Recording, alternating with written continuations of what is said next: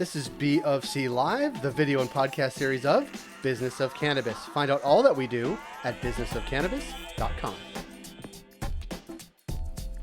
Coming up on our BofC Live podcast conversation, we connect with Brandon Kurtzman. He's a partner of Vicente Sederberg, a national cannabis law firm in the U.S.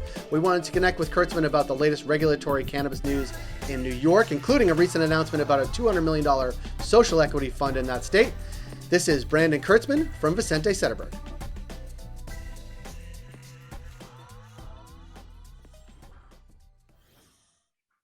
Brandon, thanks for being here.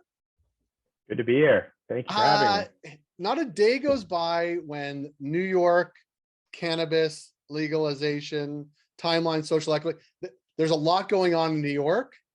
I want to talk to you about some of these things that have crossed everybody's screen.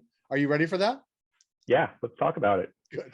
The first thing is it seems that the end of December, a deadline passed for cities, municipalities, counties to opt in or opt out of retail and in and out of lounges.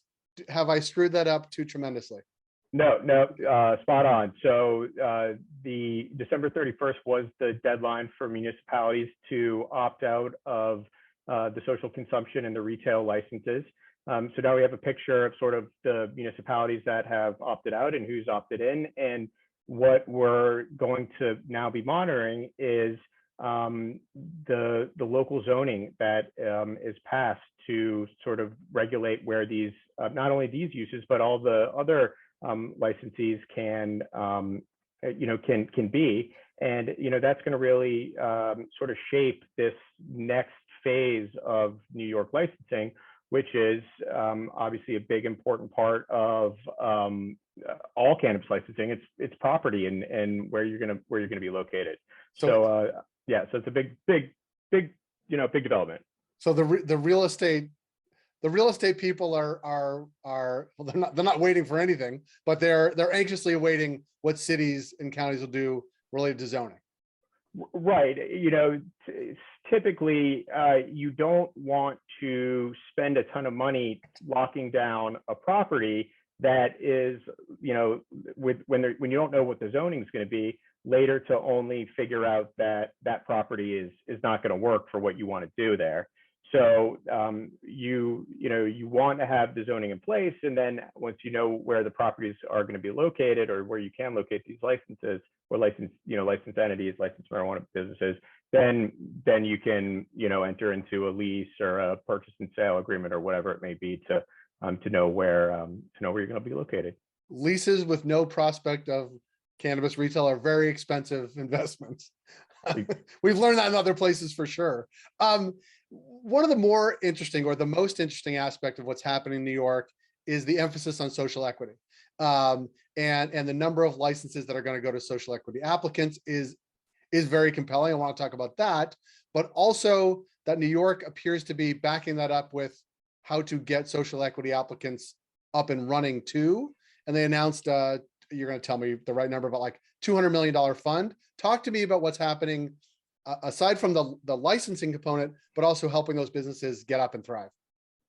Yeah, and again, you hit the nail on the head with this this notion that New York has really made a strong commitment to social equity, and the state's goal is for 50% of all licenses to go to social equity applicants, and so you have a large list of groups that fit into those categories. These are minority-owned businesses. These are businesses or individuals that have been disproportionately impacted by the war on drugs. You have distressed farmers, disabled veterans.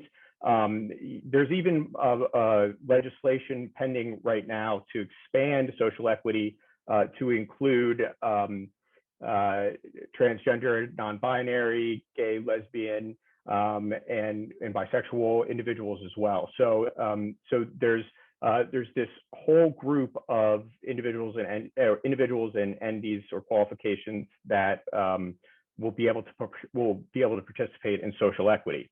Now, the numbers are great and the goals are great, but how do you back these up? And one of the biggest complaints or obstacles that we see with social equity programs in many states is there isn't adequate funding or sources of funding to support social equity applicants. And where New York seems to be differing from other states is that they seem to be the most thoughtful or extremely thoughtful about one, providing commitments with funds. Governor Hochul recently came out and said there's going to be $200 million public-private fund to support social equity businesses. But then you also have sort of a very strategic roster of individuals who are involved with the CCB and the OCM, who it seems like have the experience to really see this through. And I can expand on that if you want me to. I want you to. Yeah. Okay, so I think that so I really see revenue or the funds available to support social equity coming from three places. And traditionally, in many other states, you see like the taxes generated from the sale of cannabis will be reinvested to social equity programs, or the fees that the licensees use to apply for the licenses and to do their annual registrations will be used to support social equity. The issue with using taxes and fees for social equity is that it doesn't get the funds to social equity at the outset. And that's really when social equity businesses need them the most. Because if you're waiting for everybody else to get operational and start selling before money starts rolling in, then it further disadvantages the individuals who don't have access and can't get open as soon as everybody else.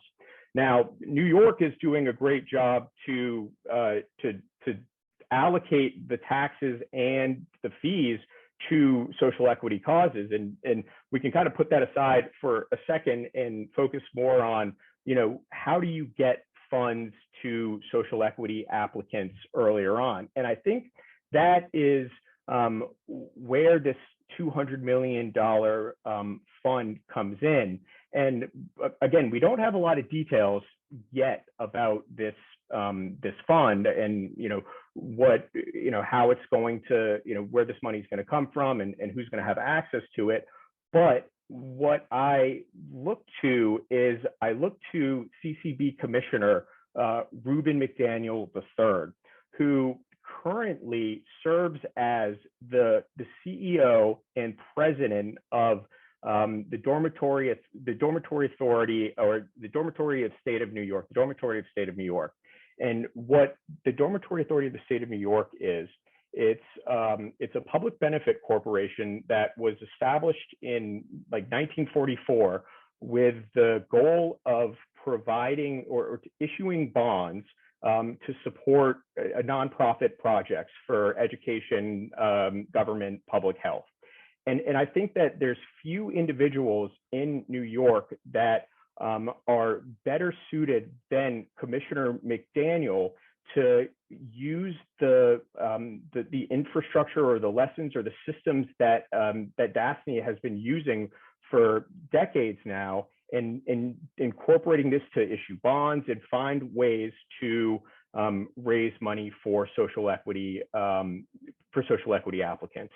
So it's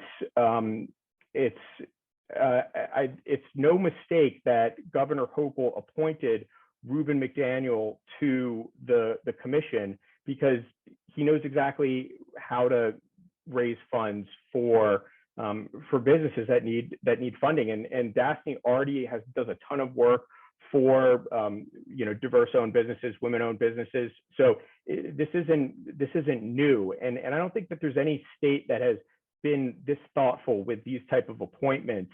Tremaine Wright, who's the chairwoman of the CCB, she's currently serves as the statewide Office of Financial Inclusion, which is has a similar mission in terms of finding funding for underprivileged individuals and organizations.